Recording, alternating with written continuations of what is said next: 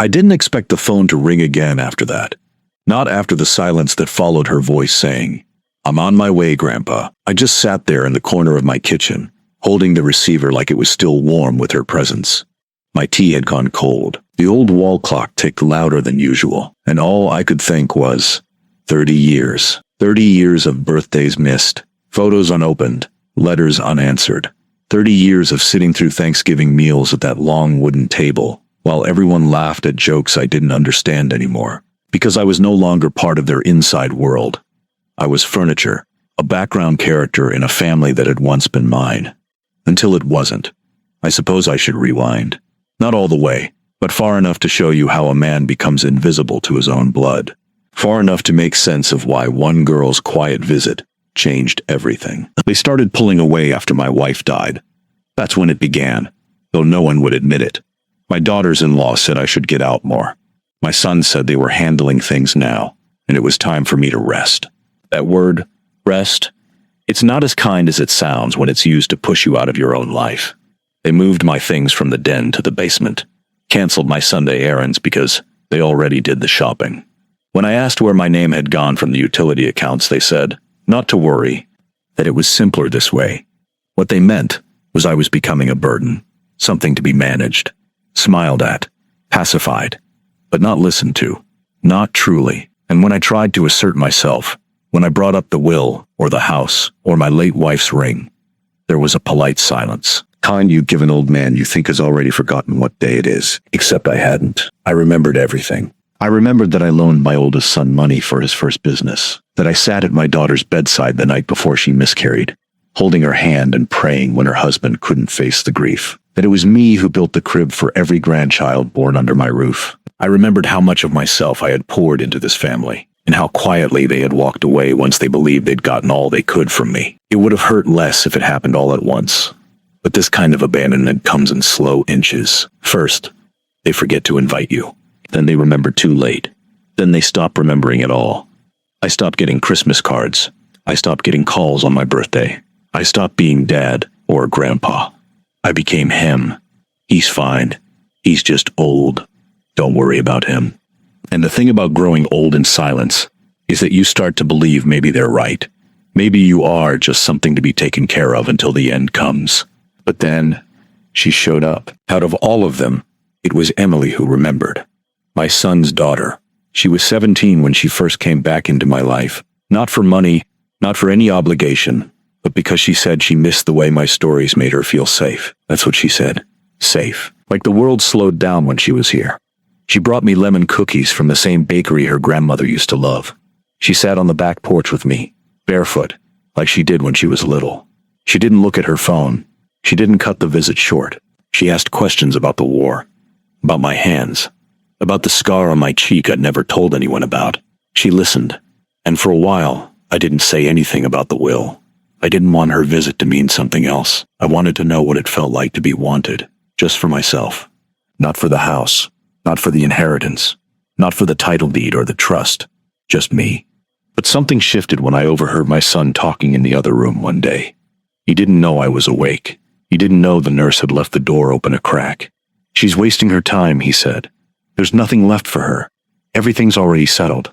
That's when I knew. They had already moved the pieces behind my back, filed something, convinced someone, or worse, assumed that I'd forgotten how to use my own pen.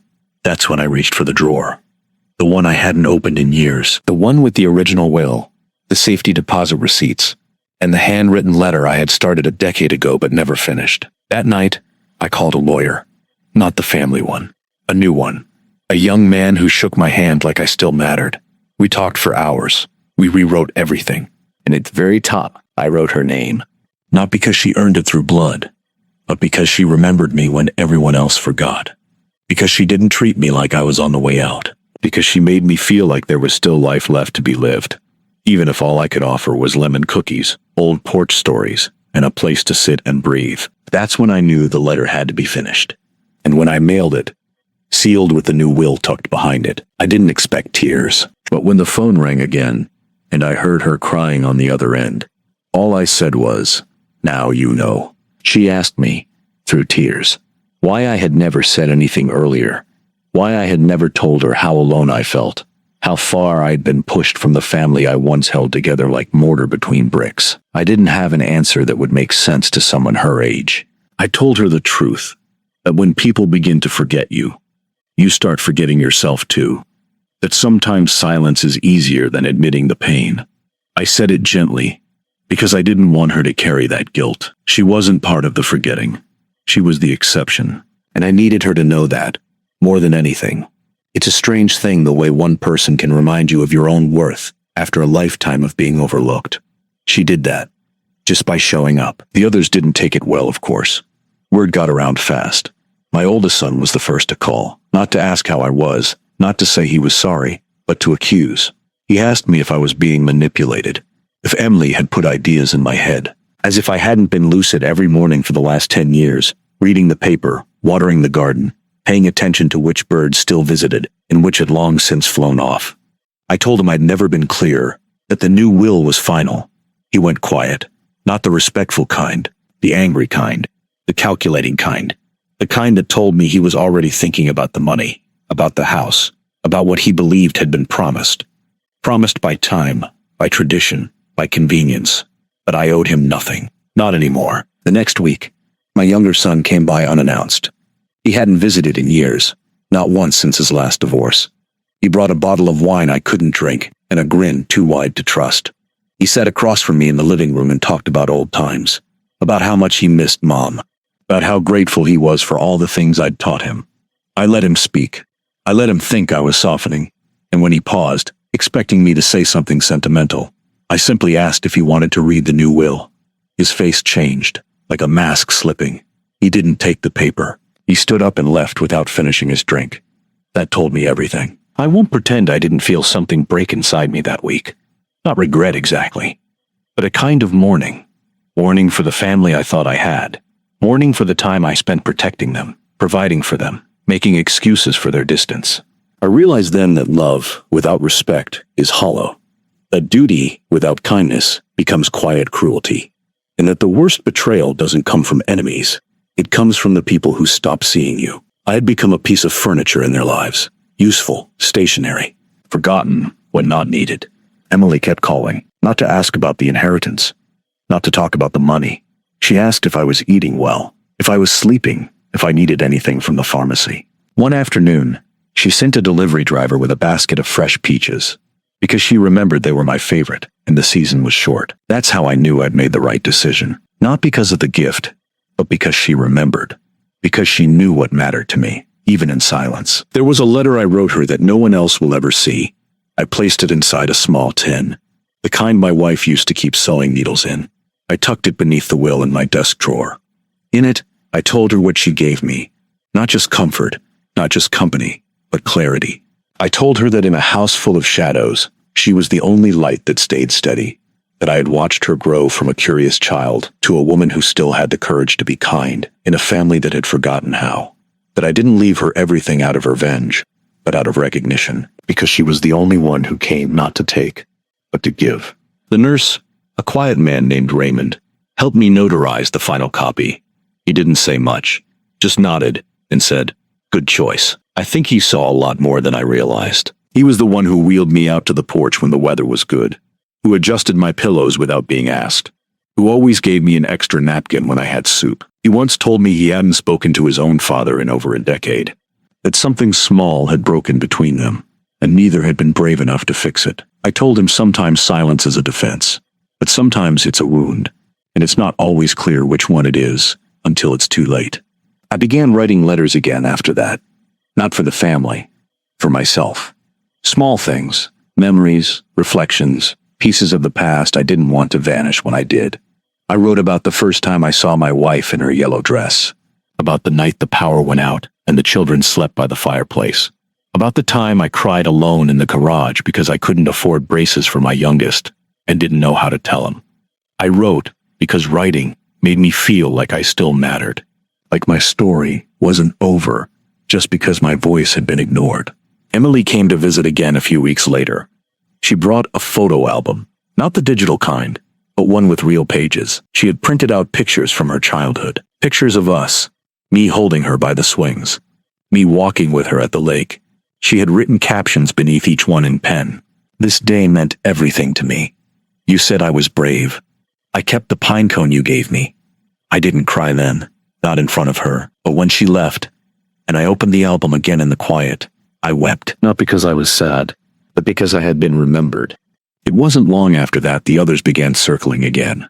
Not just my sons, but their wives, their lawyers, their children I hadn't seen since they were teenagers, now suddenly grown and curious about how I was feeling. They used words like confusion, decline, misjudgment. They didn't say it outright, but I knew what they were trying to build. A case that I wasn't in my right mind when I signed that final will. As if age itself were a diagnosis of incompetence. As if remembering my granddaughter's kindness, and not their decades of absence, was somehow proof of dementia.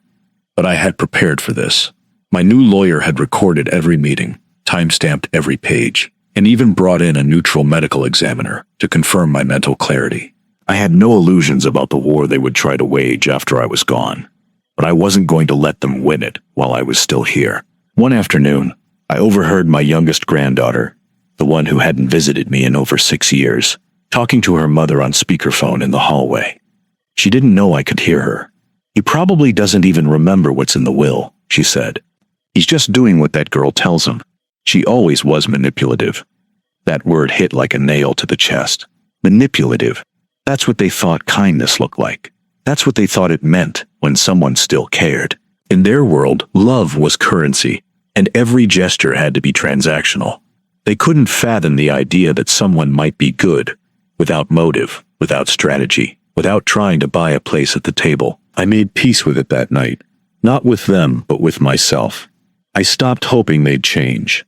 Stopped replaying old arguments in my mind. Stopped drafting letters I'd never send. I began spending my energy on the people who actually showed up. Emily came every Thursday, without fail. She brought books, small groceries, sometimes just silence and presence. She never asked what she would inherit, not once. And because of that, I told her anyway. I didn't give her numbers. I didn't talk about property. I simply told her, one day, everything I was meant to leave behind will be yours. Not because of what you did, but because of who you are. She tried to interrupt, but I stopped her. Don't argue with me, I said. Just promise me you'll remember what this house felt like. That porch, that garden, and don't let them turn you into one of them. She nodded, with that same expression I'd seen on her as a child. Fierce, but tender. She was always different. Sensitive, yes, but not weak. That's what I admired. She felt everything, but she never let it harden her. Even now, surrounded by cousins who mocked her, and uncles who belittled her, she still showed up, still smiled, still listened. She once told me, I don't want to become cold just because they are. And that stuck with me. That's why I trusted her. That's why I didn't need to explain myself in court or at a family gathering. My real legacy wasn't the money or the house. It was that, the refusal to let bitterness win. The final days came slow and soft, like snow melting from the edges of a roof. My appetite shrank. My bones ached in places I had forgotten existed, but my mind stayed sharp. And I found a strange peace in knowing that I had already said what needed to be said. There were no confessions left, no forgiveness owed, just memory and quiet, and a few letters still to finish.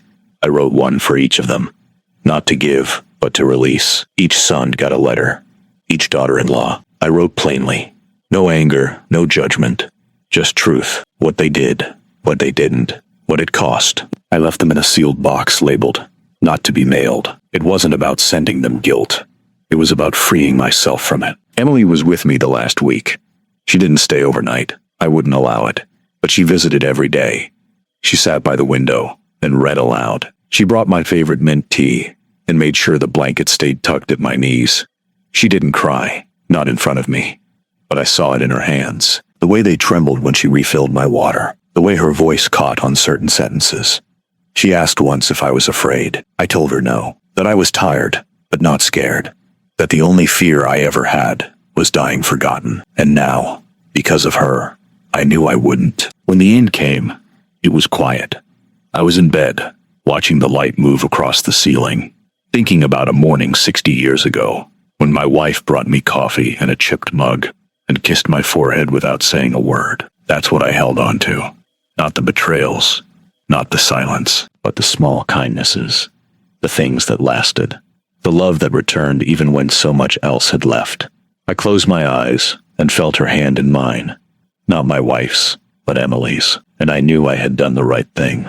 She read the letter after, the one I left with the will. I don't know what it felt like for her, seeing her name written in every line that mattered, but I like to think she cried not out of shock, but out of understanding, that she saw in those words the depth of what she had given me, that she knew the legacy she was inheriting wasn't just money or land, but memory and meaning, and the quiet dignity of being chosen by someone the world had forgotten. I imagine she stood in the hallway after reading it, holding the letter to her chest. And maybe, just maybe, the others saw her and realized what they'd lost. That would be enough for me. Not revenge, not spite, just the truth, finally undeniable. And if stories like this resonate with you, subscribe, because silence should never be how someone's story ends.